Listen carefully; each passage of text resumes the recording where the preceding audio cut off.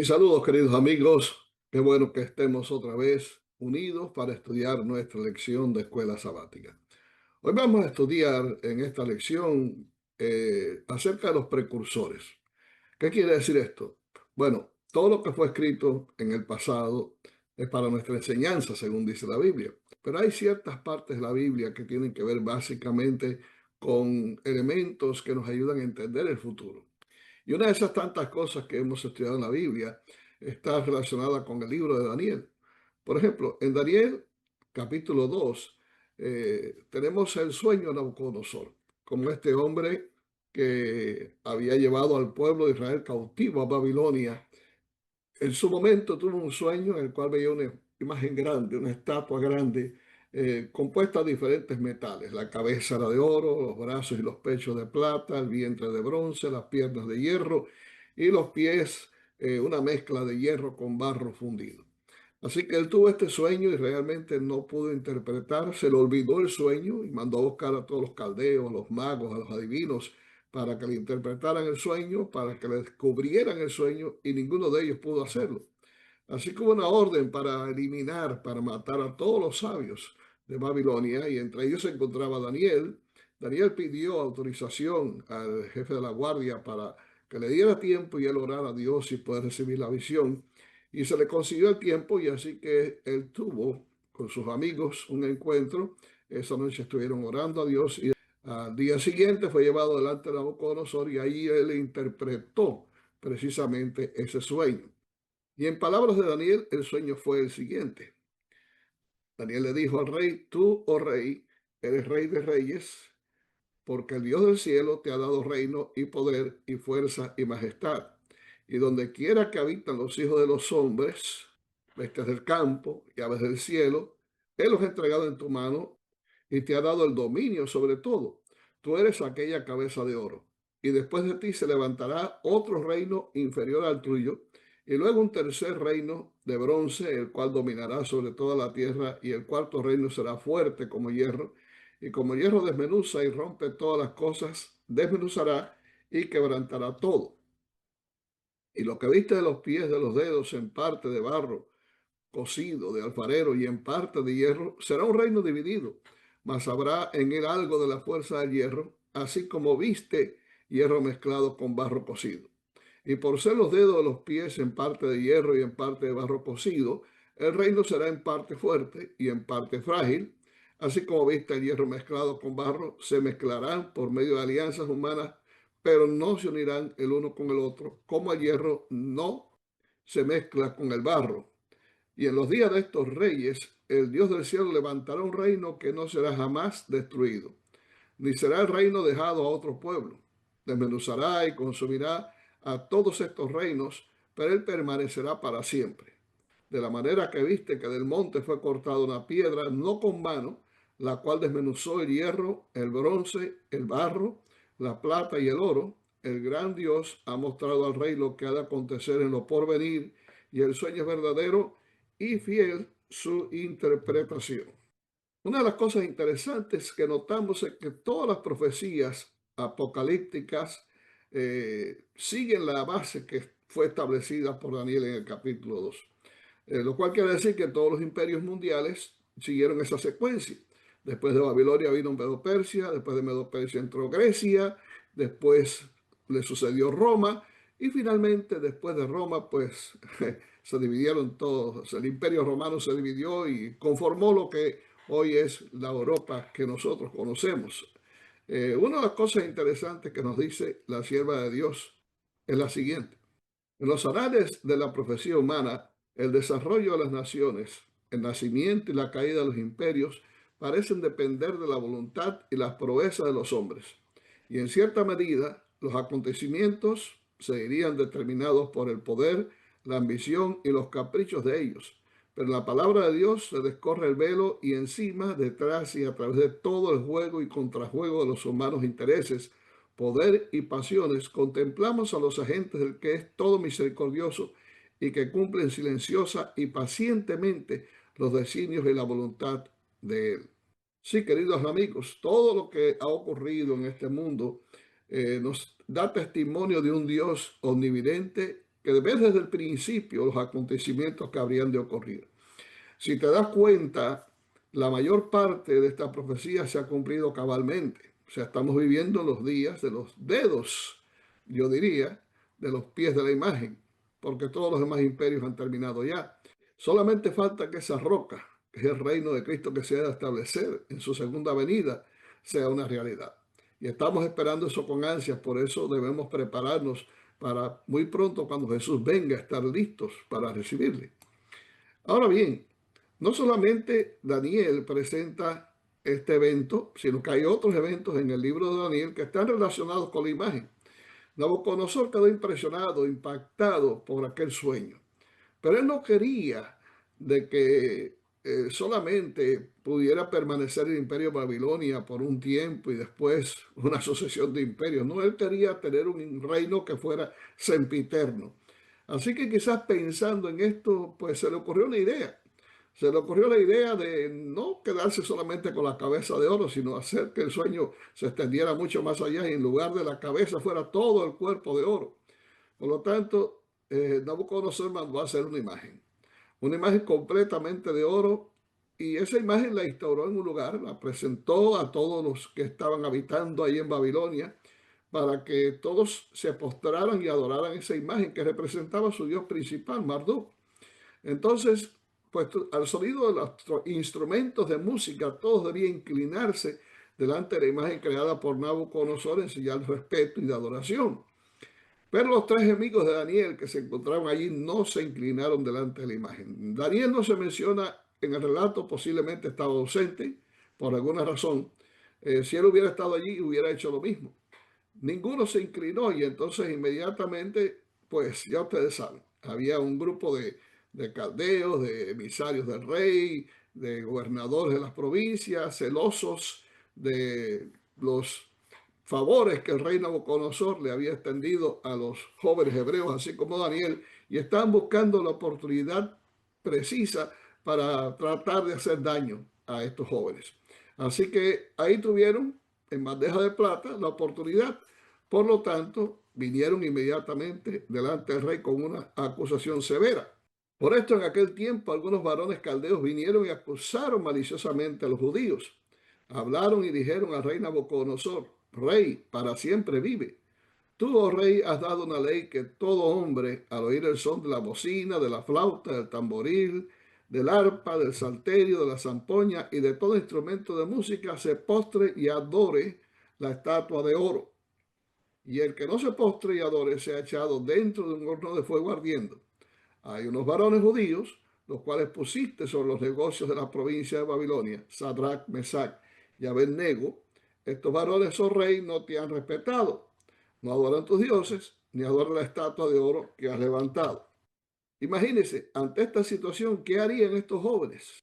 Ellos posiblemente podían haberse inclinado delante de la estatua en señal de respeto al rey, y así salir de la situación, pero no, ellos no hicieron eso, sencillamente se mantuvieron todo el tiempo de pie.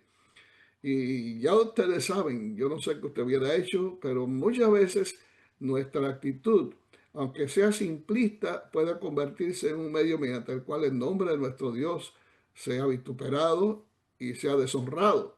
Si ellos se hubieran inclinado, aunque sea en una forma sencilla, delante de esa estatua, evidentemente hubieran estado sancionando lo que el rey Nabucodonosor había hecho. Hubieran estado adorando un ídolo que no era el verdadero Dios de Israel. Por lo tanto, ellos optaron, en la decisión de ellos, pues no adorar la estatua que el rey había erigido.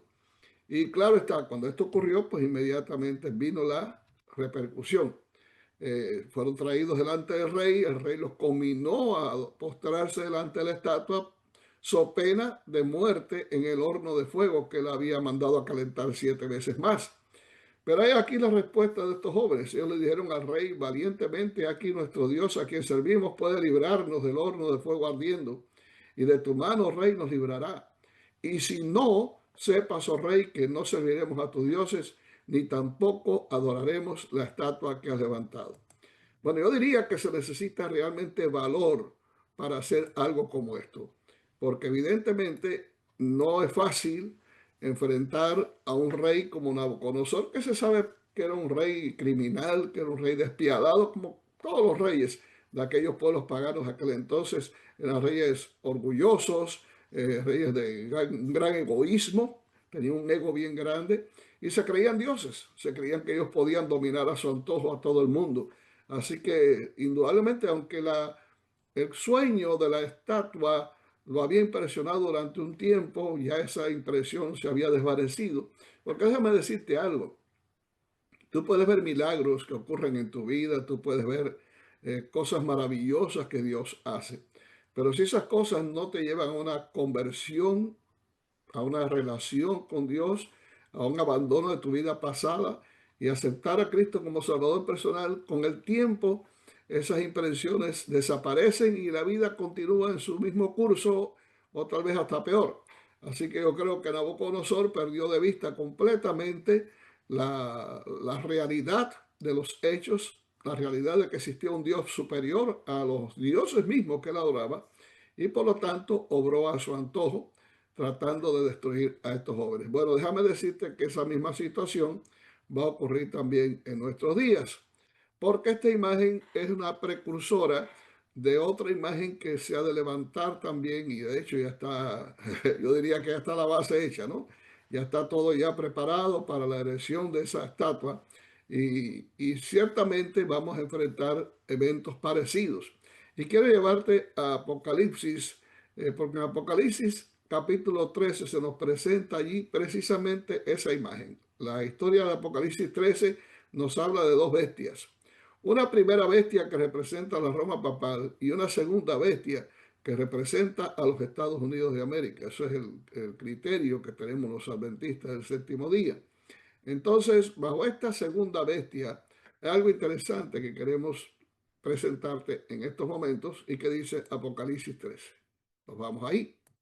Nos dice el texto, después vi otra bestia que subía de la tierra y tenía dos cuernos semejantes a los de un cordero, pero hablaba como dragón y ejerce toda la autoridad de la primera bestia en presencia de ella, y hace que la tierra y los moradores de ella adoren a la primera bestia, cuya herida mortal fue sanada.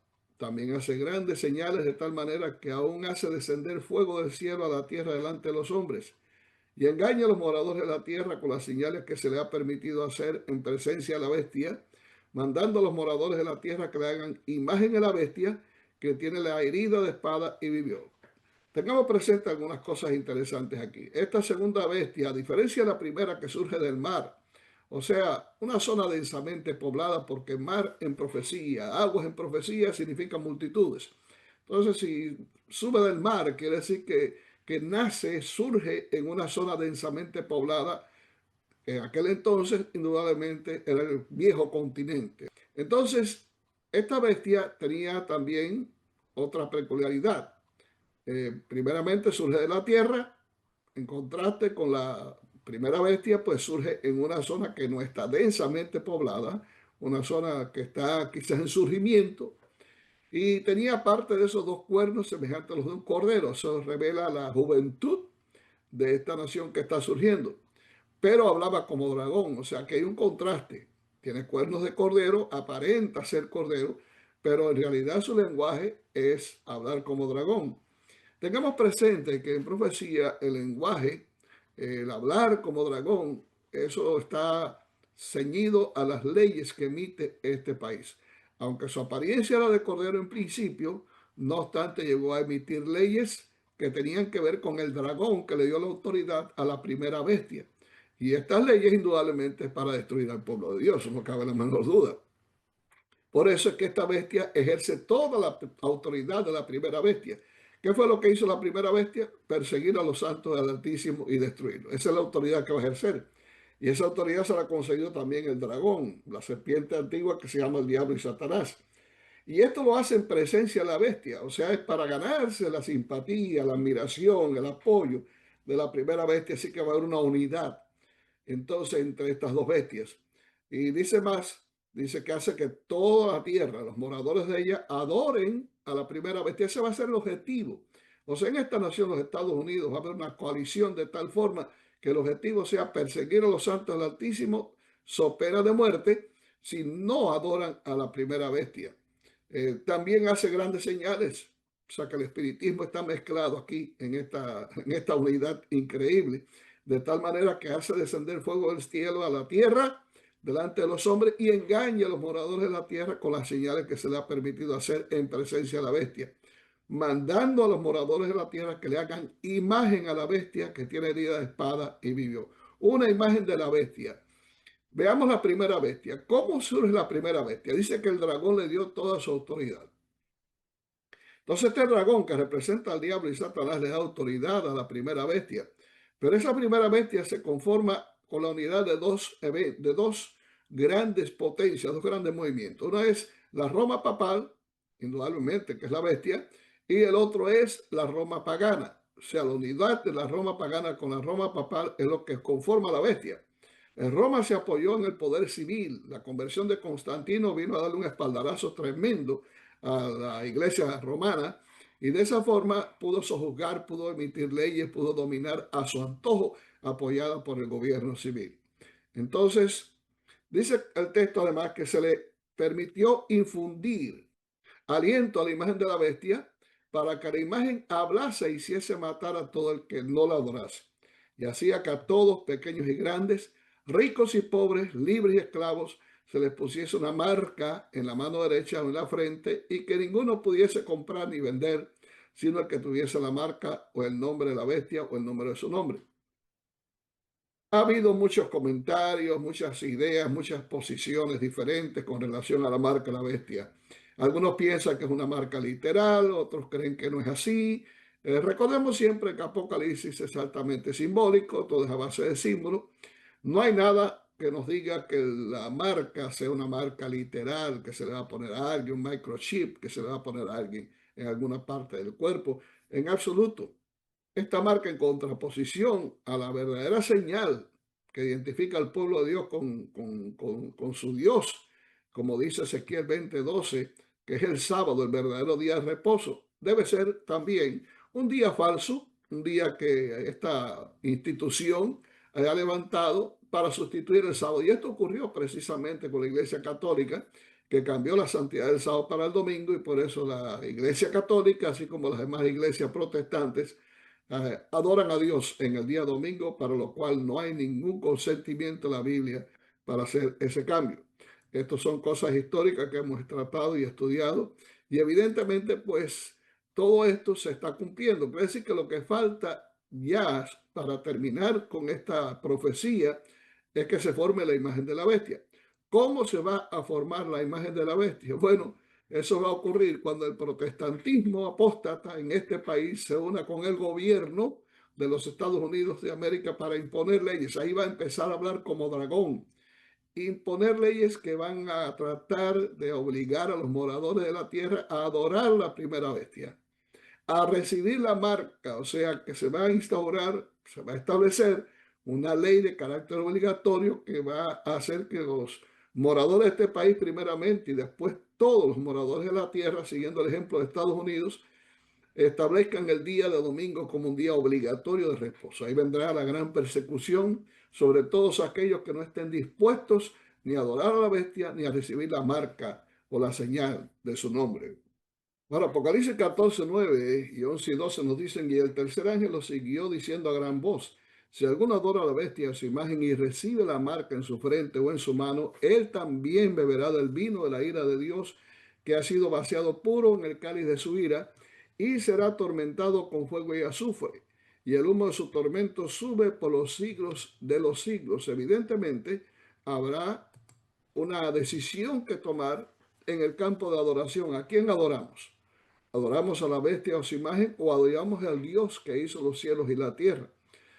Veamos, por ejemplo, que en el capítulo 14 de Apocalipsis, al principio, se hace un llamado. Hay un ángel que viene volando raudo por el cielo y hace un llamado a los moradores de la tierra a adorar al Dios verdadero, el Dios que hizo los cielos y la tierra, a temer a Dios y darle honra porque la hora de su juicio ha llegado. En otro pasaje nos dice, Apocalipsis 24, y vi tronos y se sentaron sobre ellos los que recibieron facultad de juzgar. Y vi las almas de los decapitados por causa del testimonio de Jesús y por la palabra de Dios, los que no habían adorado a la bestia ni a su imagen, y que no recibieron la marca en sus frentes ni en sus manos y vivieron y reinaron con Cristo 1000 años. Ahí está el resultado. Los que adoran a la bestia y a su imagen serán destruidos, recibirán el castigo de Dios, serán atormentados con fuego y azufre en la tercera venida de Cristo, cuando sea destruido Satanás y todos sus seguidores. Pero los que reciban el sello de Dios en sus frentes y adoren a Dios, al verdadero Dios, y sean fieles a los mandamientos de Dios, ellos reinarán con Cristo por toda la eternidad. Por eso, queridos, es la hora de tomar la decisión correcta. Elena White nos dice que después de amonestar contra la adoración de la bestia y de su imagen, la profecía dice: aquí está la paciencia de los santos, aquí están los que guardan los mandamientos de Dios y la fe de Jesús. En vista de que los que guardan los mandamientos de Dios están puestos así en contraste con los que adoran la bestia y su imagen y reciben su marca, se deduce que la observancia de la ley de Dios por una parte y su violación por la otra establecen la distinción entre los que adoran a Dios y los que adoran a la bestia. El punto es: ¿a quién vas a adorar tú? ¿Por dónde vas a tomar partido? ¿Vas a adorar a la bestia o su imagen o vas a adorar al verdadero Dios? Es la decisión que todos debemos tomar. Pero bien, esta persecución está ilustrada también en la historia de la iglesia primitiva. En Hechos encontramos un caso ocurrido que nos muestra evidentemente cómo la iglesia tuvo que enfrentar una situación difícil en tiempos de Herodes. Y yéndonos ahí directamente, leemos lo que dice en Hechos capítulo 12, versículos 1 a 19. Ahí nos dice que en aquel mismo tiempo el rey Herodes echó mano a algunos de la iglesia para maltratarles y mató a espada a Jacobo, hermano de Juan, y viendo que esto había agradado a los judíos, procedió a prender también a Pedro. Eran entonces los días de los panes sin levadura, y habiéndole tomado preso, le puso en la cárcel, entregándole a 4 grupos de 4 soldados cada uno para que le custodiasen. Y se proponía sacarle al pueblo después de la Pascua. Así que Pedro estaba custodiado en la cárcel, pero la iglesia hacía sin cesar oración por él. Y cuando Herodes le iba a sacar, aquella misma noche estaba Pedro durmiendo entre 2 soldados, sujeto con 2 cadenas. O sea que el diablo tomó todas las prebendas para que Pedro no pudiera salir de la cárcel. Y los guardas delante de la puerta custodiaban la cárcel. Y aquí que se presentó un ángel del Señor y una luz resplandeció en la cárcel, y tocando a Pedro en el costado le despertó diciendo: levántate pronto. Y las cadenas se le cayeron de las manos. Le dijo al ángel: cíñete y átate las sandalias, y lo hizo así. Y le dijo: envuélvete en tu manto y sígueme. Y saliendo le seguía, pero no sabía que era verdad lo que hacía el ángel, sino que pensaba que veía una visión. Y de esa manera el ángel liberó a Pedro. Bueno, así va a suceder también en nuestro tiempo. Habrá una gran persecución, de tal manera que los escogidos tendrán que esconderse en diferentes lugares, tendrán que salir, cuando se imponga la ley dominical, tendrán que salir de las grandes ciudades a los pueblos más pequeños. Una vez que se emita el decreto de muerte, tendrán que salir de los pueblos pequeños y entonces huir a los diferentes lugares bien apartados, a las montañas, a los bosques, los campos, para evitar ser dañados por la persecución. En ese tiempo los ángeles protegerán a los escogidos. De la misma forma que el ángel liberó a Pedro, también el ángel del Señor, Cristo mismo, vendrá a liberar a su pueblo en el momento de mayor apretura, en el momento de mayor angustia. Y no tenemos nada que temer, porque el ángel de Jehová acampa en derredor de los que le temen y los defiende. Ahora bien, en relación con la marca de la bestia, volviendo otra vez a ese punto, vamos a ver por qué en la vida de Jesús se nos ilustra algo también interesante.